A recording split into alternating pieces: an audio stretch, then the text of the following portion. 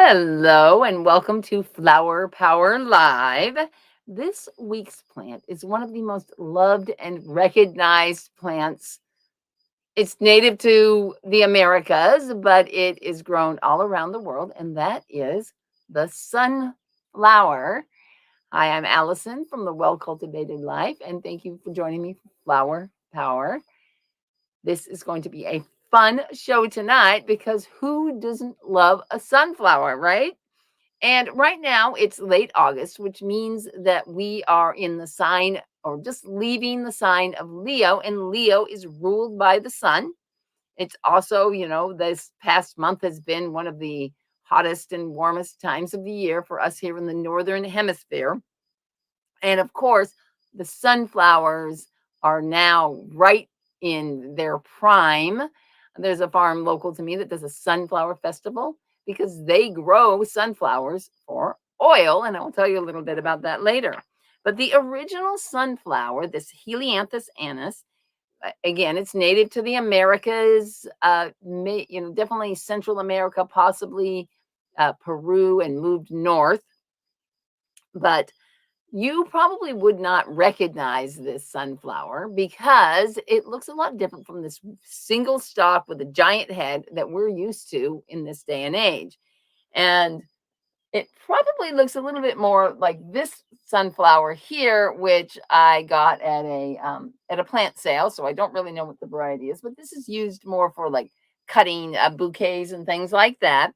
But this single stalk with lots of branching and smaller flowers on it is what the native varieties look like. Now these seeds were brought to Europe by Spaniards primarily, and they didn't catch on too much until around the 1900s. They made it to Russia, and there was a lot of breeding done and plant research done there. And they are the ones that were able to breed this huge sunflower head. And now they, of course, are fantastic plants for a garden because if you've ever seen the sunflowers out growing, you'll see bees all over them. So they're a great food for the bees. And let's face it, they're just make us so happy. A beautiful sunflower in this nice bright yellow color. I wore my sunflower colored shirt today just for the occasion. And they are in the Asteraceae family, which means they are all composite flowers. And a composite flower is a type of flower where it's actually many, many flowers all put together into one. A single flower produces in general, produces a single seed. But on a composite flower, you actually have two types of flowers. You have these outer flowers here that are really just for show, and their main purpose is to let me get this pulled. Their main purpose is to attract the pollinators onto the center of the flower, where there are hundreds of flowers in the center called disc flowers, and that's where the pollination occurs. And those are the flowers that actually form the seeds. And this is the case for all kinds of composites, including dandelion, asters, daisies, and many more than that. Now, there's a beautiful description from Flower Essence Services, and they say, what appears to us as a single large blossom is truly a field of flowers.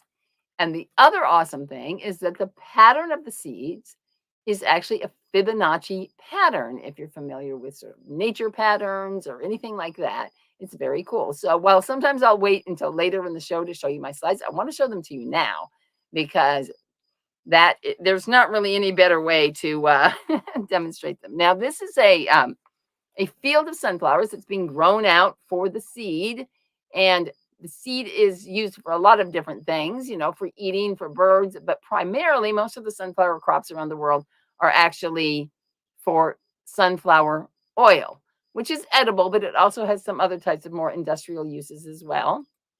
And this is a close-up of a sunflower, and you see the ray flowers around the outside, which are those bright, showy, what we think of as being a petal. They're the petal part of the flower. Those don't develop seeds. And then in the center are all of these disc flowers, and they open up from the outside in, and that's how the flowers get pollinated. can see all the really awesome spirals in there. And when I used to teach, we would bring a sunflower in when we did Fibonacci sequences with the kids, and we'd have them count and find all of the cool different patterns in the sunflower seed head. Here's a close-up of a seed head where you can see that each individual flower in the center produces a single seed. So if you've never seen a whole sunflower seed head, it's pretty impressive indeed. And here is another beautiful picture of the seed head with these patterns. Um, this is a very cool sunflower with all the different shades of the seeds in there. And that gives us a really nice idea of how the composite flower works. So you can see here, those outside ray flowers are gone, and only the center flowers have turned into the seeds. Now, let's see. So you can have up like 1,000 seeds on some of these large flower heads. And one cool thing I found, you know how I love to talk about the language and lore and history of flowers or the plants that I'm sharing with you. And it turns out that there's a pretty cool role that sunflower played in the past. And according to the Washington Waterfront Underground Railroad Museum in North Carolina, the plants were used as signals along the Underground Railroad, similar to like the Victorian, where you make a bouquet with different leaves and I love you or I hate you. There's, if you're interested in the language of flowers, you can look that up.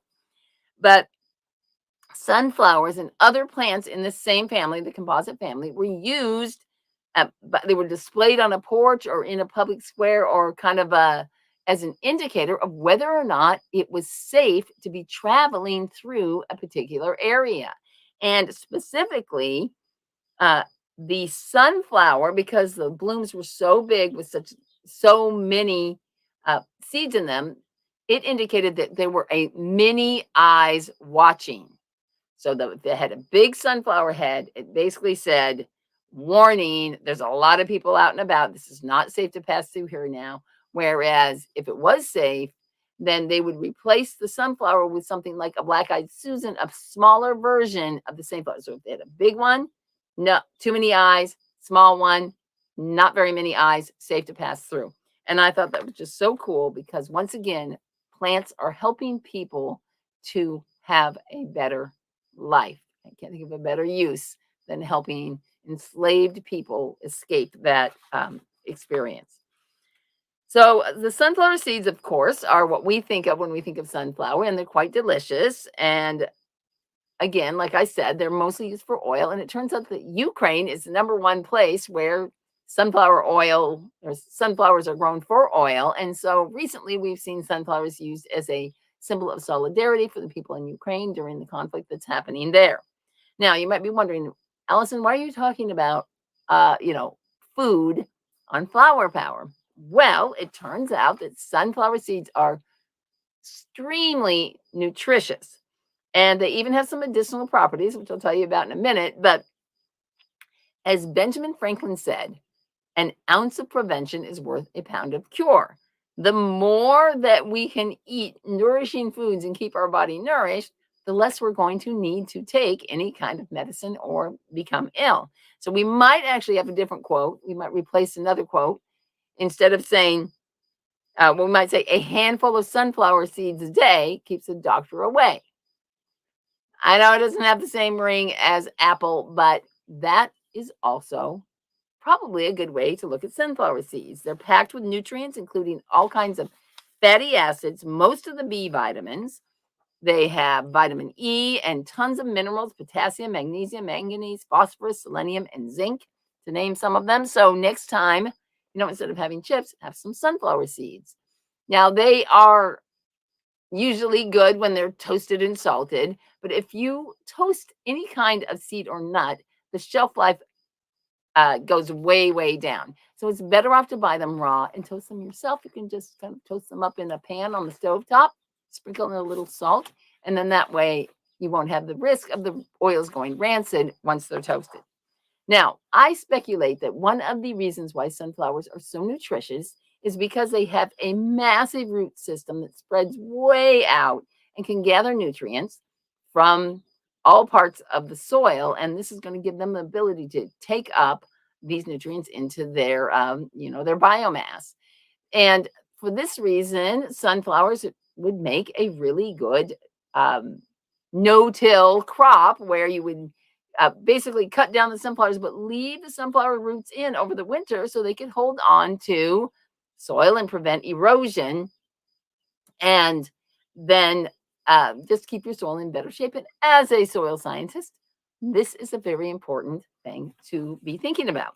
Now, again, we rarely think of sunflowers as a medicinal herb, but it was used by Native Americans throughout all of the Americas for thousands of years. It was actually cultivated and used in gardens. It was often planted alongside the traditional Three Sisters garden as a um, maybe around the edge. The Three Sisters idea is that the beans climb up the corn, but the beans can also climb up the sunflowers. And I've actually grown a garden like that where we had sunflowers with beans, and it actually worked quite well. The sunflower stalks are incredibly thick, and they work well for that. So even though the primary purpose might have been food, when you are, growing everything you need or gathering everything you need for your survival, you're going to use all parts of these plants that you are growing. You're not going to you're not just going to just take the seeds and throw everything else away. And so the flowers, leaves, and roots were also used as for different uses. And it turns out that one of the main things that it's used for is for respiratory system ailments. So you could make a decoction or an infusion, which are basically types of teas from the leaves or from the flowers, and that could help with all kinds of things like bronchitis and pleurisy. And the seed again was also considered to be diuretic and expectorant, which means it helps you get the gunk out of your lungs. And the roots could then be made into a decoction, which is where you simmer it for a long time. It's usually what we do with roots. And you could use it as a wash, like a soak for rheumatic aches and pains. Now, one thing to keep in mind is that some people do actually have an allergy to sunflower, to the pollen, and possibly to the seeds themselves, even though sunflower seeds are generally considered safe when it comes to nut allergies and things like that. Now, I love Matthew Wood, and I especially love this story he has about sunflower that he tells. He had an irritable cough for a long time, like a couple of months. And so an herbalist friend offered to do a shamanic drumming for him to just kind of get him out of his head and kind of give him some insight into what might help. And as he was kind of lying there, he saw this vision of a bear pointing to a picture of a sunflower, and the words he got was, sunflower is medicine for the chest because bear has a big chest. And so he cured this cough simply by eating sunflower seeds. He didn't like make any medicine from it. He just ate the seeds and shared it to other instances where eating the sunflower seeds helped to, one of those kind of lingering coughs that you have. So you could, in theory, include sunflower seeds as part of a cough syrup that you were making, along with other types of pulmonary or cough curing types of herbs. Now, the other thing about sunflower is that it's very detoxifying. And in fact, they grew fields of sunflowers near Chernobyl after the whole meltdown, for lack of a better word. And they, in fact, it was so good at detoxifying the soil there that they actually had to put the plants after they grew and harvested them. They had to actually put them into a nuclear waste dump. And it's also used in Ayurvedic medicine as a detox for the mouth. And so if you've ever done oil pulling or heard of that, it's a point where you can either swish the oil around in your mouth, or you can just hold the oil under your tongue, and it pulls out a lot of the toxins that are in your mouth. And then there was a woman who had dental poisoning, and she was able to get the toxins out using the sunflower oil. So if that's something you are struggling with and you need a little detox, um, consider some sunflower oil.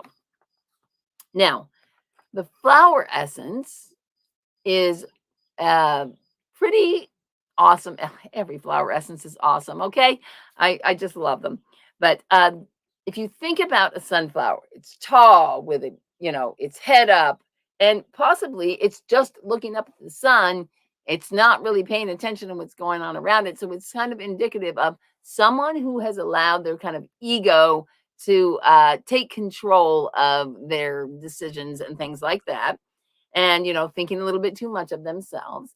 And it's also for the person who has been sort of a victim of somebody like that, and it balances both sides of our sort of personality, from like too egotistical to too submissive and yes whatever you say kind of a person, and balances like the yin and yang, and it brings these two together. And if you think about kind of like the straight spine of the sunflower, it it allows that kind of flow and to go between those two aspects of ourselves. Now, it's also indicated for anybody who grew up with like a super domineering father figure, and it's more for balancing that male energy, the masculine energy, either in men or women. It can go either way.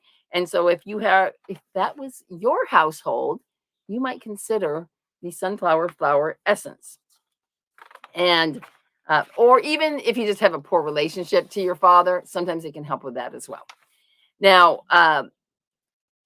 it can also help. It's also indicated for people. It's because of this straightness. It can help with like physically strengthening the spine and lower back issues. And Green Hope Farm says, if we awoke one morning to find we had been cast as the hero of a real life drama in which we must save the planet, this would be the essence to put into our superhero kit. So we can also help with your kind of strong leadership skills and so on. Now, the oracle card for today is from the Herb Crafters Oracle, and oops, I clicked the wrong button. There. And the sunflower in the this is a tarot deck, and so it has tarot decks have two sets of cards. They have kind of like the suits of the cards, like a regular playing card deck, and then they have this sort of specialty cards called the Major Arcana, which represents the hero's journey. And the sunflower is the second card in the journey. We start with the innocent hero going on their journey. And the first thing that in this deck he comes across is the magician. And so the words on this card are unleash your magic, radiate power and potency from one seed, 1,000. And so the picture shows a sunflower lying on a table, and it has one leaf pointing toward the sky, one leaf pointing towards the earth. Again, the symbolism of the balance between the two. And it has these lemon skate of the seeds up there showing the sort of circle of life, and the little charms on the bottom, which I don't know if you can see here, but they indicate the tools of the herb crafter, which are the bowline, which is like a knife that so you cut the herbs, the mortar and pestle, you're grinding the herbs, the kettle for making your tea, and a basket for gathering your herbs. So one of the messages from this card is that all that is needed to create life is contained in a single seed. And yet it is the elements that form the seed.